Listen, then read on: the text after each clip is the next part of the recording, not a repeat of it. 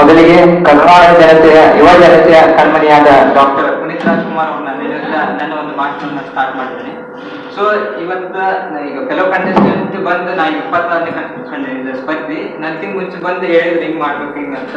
ಕೆಲವೊಂದಿಷ್ಟು ಮಂದಿ ಈ ಟಾಪಿಕ್ ಸರಿಯಾಗಿ ತಿಳ್ಕೊಂಡಾರೆಲ್ಲ ಗೊತ್ತಿಲ್ಲ. ಯಾಕಂದ್ರೆ ಕೆಲವೊಂದಿಷ್ಟು ಮಂದಿ ಏನಂದ್ರೆ ರಾಷ್ಟ್ರ ನಿರ್ಮಾಣದಲ್ಲಿ ಯುವ ಜನತೆ ಅಂತ ಬರೀ ಯುವಕರ ಅಂದ್ರೆ ಯಾರ ಬಾಯಲ್ಲೂ ಯುವತಿ ಅಂತ ಬರ್ಲಿಲ್ಲ. ಸೊ ಅಲ್ಲ ಕೆಲವರು ಇನ್ನೊಂದೇನಂದ್ರೆ ಸ್ವಾಮಿ ವಿವೇಕಾನಂದರು ಒಂದು ಮಾತು ಏನ್ ಹೇಳ್ತಾರಂದ್ರೆ, my faith is in youth and the outcome of this youth are the upcoming leaders. ಅಂದ್ರೆ ಏನಂದ್ರೆ ನನ್ನ ನಂಬಿಕೆ ಯುವಕರೊಳಗೈತಿ, ಆ ಯುವ ಜನತೆಯ ಮುಂದಿನ ನಾಯಕರಂತ ಹೇಳ್ತಾರೆ. ಈಗ ಪ್ರೆಸೆಂಟ್ ಸಿಚುವೇಶನ್ ಆಗ್ಬಿಟ್ಟೈತಿ ಏನಂದ್ರೆ ಅಂದ್ರೆ ಯುವ ಜನತೆ ಲೇಜಿ ಆಗ್ಬಿಟ್ಟಾರ. ಅದಕ್ಕ ಅರಿಸ್ಟಾಟಲ್ ಅಂದ್ರೆ ಫಾದರ್ ಆಫ್ ಪೊಲಿಟಿಕಲ್ ಸೈನ್ಸ್ ಅವ್ರು ಒಂದು ಮಾತು ಹೇಳ್ತಾರೆ ಏನಂದ್ರೆ, the young people are in the permanent condition of intoxication because of sweet and life is growing. ಅಂದ್ರೆ ಏನಂದ್ರೆ ಯಾವಾಗ ಒಬ್ಬ ಯುವ ಜನತೆಗೆ ಅಥವಾ ಯುವಕನಿಗೆ ಬಹಳಷ್ಟು ಸವಲತ್ತು ಸಿಕ್ಕೊಂತ ಹೋಗುತ್ತಾ ಅವ ಲೇಜಿ ಹಾಕೊಂತ ಹೋಗ್ತಾನಂತ ಅವಾಗೇ ಹೇಳಿದ್ರೆ ಅದೀಗ ಆಗೈತಿ. ಇನ್ನೊಂದೇನಂದ್ರ ನಮ್ಮ ತಂದೆ ತಾಯಿ ನಮ್ಗೆ ಬೈತಾರೆ, ಅದು ಬೈಯೋದಂದ್ರೇನು ಒಳ್ಳೆ ಮಾತಾಡ್ತಾರೆ. ಅವ್ರೇನೋ ನಮ್ಗೆ ಒಳ್ಳೇದು ಕಲಿಬೇಕು, ಕಾಲೇಜ್ ಇದು ಮಾಡ್ಬೇಕಂತ ಫೋನ್ ಎಲ್ಲ ಕೊಡ್ಸಿರ್ತಾರ. ನಾವು ಅವರಿಗೆ ಹೋಲ್ ಬಿಡಪ್ಪ ನಿನಗೆ ಗೊತ್ತು ನಮ್ಮ ಕಾಲೇಜ್ ಹೆಂಗೆ ಅಂತೇವೆ. ಅದನ್ನ ಬೇಡ. ಯಾಕಂದ್ರೆ ನೀವು ಒಂದು ಮಾತು ಹೇಳಿರ್ಬೋದು, ಒಂದು ಕಲ್ಲಿಗೆ ಉಳಿ ಪೆಟ್ಟು ನೋವು ಅಂತ ಅನ್ಸಿದ್ರೆ ಯಾವ ಕಲ್ಲು ಹೇಗೆ ಶಿಲೆ ಆಗಲು ಅದೇ ರೀತಿ ತಂದೆ ತಾಯಿಯ ಮಾತು ಯಾವ ಮಗ ಸರಿಯಾಗಿ ಕೇಳಲು ಅವ ಒಬ್ಬ ಸಮಾಜಕ್ಕೆ ಒಳ್ಳೆ ಯುವಕ ಅಥವಾ ಯುವತಿ ಆಗೋದಿಲ್ಲ ಅಂತ ನಾ ಹೇಳ್ತೀನಿ.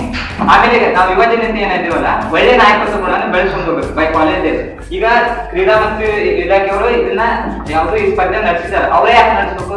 ನಮ್ದು ಈ ಕಾಲೇಜ್ ಸ್ಟೂಡೆಂಟ್ಸ್ ಸರಿ ಪ್ರಿನ್ಸಿಪಲ್ ಸರಿ ಹೋಗಿ ಕೇಳ್ಬೇಕು, ಸರ್ ಇದು ದೇಶ ಇದ್ರಿ ನಾವು ಮಾಡ್ಬೇಕು, ಅವರೇ ಯಾಕೆ ಮಾಡ್ಬೇಕು? ಅದು ನಮ್ಗಿರ ಲೇಜಿನೆಸ್. ನಾವು ಇನ್ ಮುಂದೆ ಕೇಳ್ಬೇಕು, ನಾಯಕತ್ವಗಳನ್ನ ಬೆಳೆಸ್ಕೊಡ್ಬೇಕು. ಅದಕ್ಕಾಗಿ ಅಲೆಕ್ಸಾಂಡರ್ ದಿ ಗ್ರೇಟ್ ಅಂದ್ರೆ ನೆಪೋಲಿಯನ್ ಬೋನಾಪಾರ್ಟ್ ಇಡೀ ಜಗತ್ತಿನ ಗೆಲ್ಲಕ ಹೊರಟಂತ ಒಬ್ಬ ರಾಜ ಏನ್ ಹೇಳ್ದ ಅಂದ್ರೆ ಒಂದ್ ಮಾತು ಹೇಳ್ತಾನೆ ಏನಂದ್ರೆ, I am not afraid of a group of 1000 lions whose leader is a sheep. I am afraid of a group of 1000 sheep whose leader is a lion. ಅಂದ್ರೆ 1000 ಸಿಂಹಗಳ ನಾಯಕ ಒಬ್ಬ ಕುರಿಯಾಗಿದ್ರೆ ಅವನಿಂದ ನನಗೆ ಎದುರಿಕಿಲ್ಲ.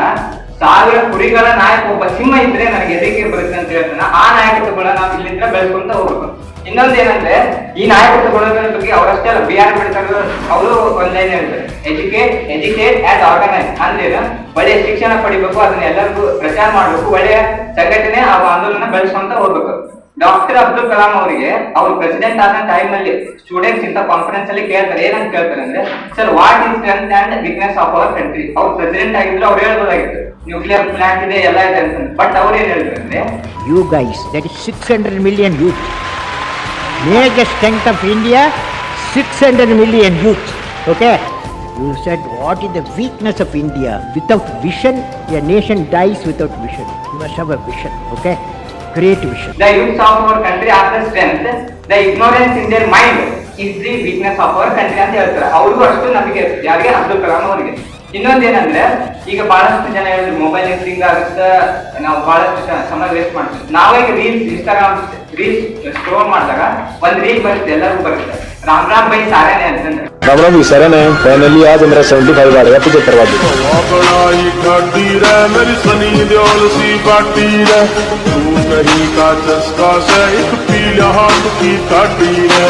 ಆಕ್ಚುಲಿ ಬೈರಾಪುರ ಅಂತಂದ್ರೆ 75 ಹಾರ್ಡ್ ಚಾಲೆಂಜ್ ಮಾಡಿದ್ರು. ಅವ್ರೇನು ಫಿಟ್ನೆಸ್ ಬಗ್ಗೆ ಪ್ರಮೋಟ್ ಮಾಡಿದ್ರು. ಇನ್ಫ್ಲೂಯೆನ್ಸರ್ಸ್ ಎಂತ ಇನ್ಫ್ಲೂಯೆನ್ಸ್ ಮಾಡಿದ್ರು ಅಂದ್ರೆ, ನಮ್ಮ ದೇಶದ ಪ್ರಧಾನ ಮಂತ್ರಿ ಆದ ಸನ್ಮಾನ್ಯ ನರೇಂದ್ರ ಮೋದಿ ಅವರು ಸ್ವಚ್ಛ ಭಾರತ ದಿನ ಎನ್ಕರೇಜ್ ಮಾಡಿ ಅವೇರ್ನೆಸ್ ಸ್ಪ್ರೆಡ್ ಮಾಡಿ ಅಂತ ಇನ್ಸ್ಟಾಗ್ರಾಮ್ ವಿಡಿಯೋ ಅವ್ರನ್ನೇ ಕರ್ಸ್ಕೊಂಡಿದ್ರು. ಬೇಕಂದ್ರೆ ಇನ್ನೂ ಅದು ವಿಡಿಯೋ ಇನ್ಸ್ಟಾಗ್ರಾಮ್ ದಾಗ. ಆ ರೀತಿ ನಾವು ಯುವ ಜನತೆಗೆ ಇನ್ಫ್ಲೂಯೆನ್ಸ್ ಆಗಬೇಕು. फिजिकल एक्टिविटी के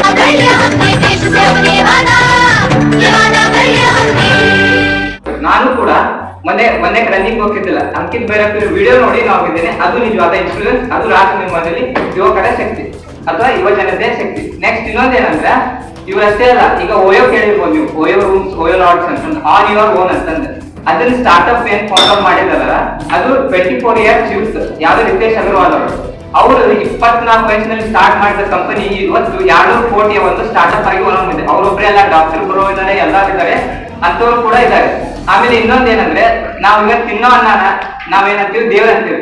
ಆ ತಿನ್ನೋ ಅನ್ನನ ದೇವ್ರಂತೀವಲ್ಲ, ಅಂತ ದೇವ್ರನ್ನ ಸೃಷ್ಟಿ ಮಾಡೋನು ಯಾರು? ರೈತ. ಅವನ ಬಗ್ಗೆನೇ ಕೀಳರಿಮೆ ಐತಿ. ಅದನ್ನ ನಾವು ತೊಲಗಿಸ್ಕೋಬೇಕು. ಇನ್ನೊಂದು ಈ ವೇದಿಕೆಯಲ್ಲಿ ಇದನ್ನ ಹೇಳೋದು ಅಷ್ಟು ಸಮಂಜಸ ಗೊತ್ತಿಲ್ಲ. ಏನಂದ್ರೆ ನಮ್ದು ಅಂದ್ರೆ ನಾವು ನನ್ನ ಫ್ರೆಂಡ್ ಇಂದ ಏನಂದ್ರೆ ಒಂದು ಯೂಟ್ಯೂಬ್ ಚಾನಲ್ ಇದೆ, ಬಡ ಮಕ್ಕಳಿಗೆ ಹೆಲ್ಪ್ ಆಗಲಿ ಅಂತಂದ್ರೆ ಸಿಇಟಿ ಆಮೇಲೆ ಸಿಇಟಿ ಕಾಂಪಿಟೇಟಿವ್ ವಿಡಿಯೋ ಹಾಕ್ತೀವಿ. ನೀವು ಕೂಡ ಅಂತ ಹಾಕ್ರಿ ಅಂತ ಹೇಳ್ತೀನಿ. ಅಂದ್ರೆ ವೈವಿಧ್ಯ ಕ್ಲಾಸಸ್ ಯೂಟ್ಯೂಬ್ ಚಾನಲ್ ಯಾರು ಸಬ್ಸ್ಕ್ರೈಬ್ ಮಾಡಿದ್ರೆ ಸಬ್ಸ್ಕ್ರೈಬ್ ಮಾಡಿ, ಅದ್ರ ಬಗ್ಗೆ ಹೇಳ್ತೀನಿ. ಆಮೇಲೆ ನಾನು ಒಬ್ಬ BSc ವಿದ್ಯಾರ್ಥಿ ಆಗಿದ್ರೆ ನಮ್ದು BSc ಲೈನ್ ಇದ್ದು ಒನ್ ಟಚ್ ಇಲ್ಲ ಅಂತ ಈ ಮಾತು. The youths of our nation are directly proportional to the development of our country. And the ignorance of the youth is destruction to our country. So ಆದಷ್ಟು mobile ನ ಬಿಡೋಣ, ಪುಸ್ತಕದ ಬಗ್ಗೆ ಗಮನ ಕೊಡೋಣ. Thank you.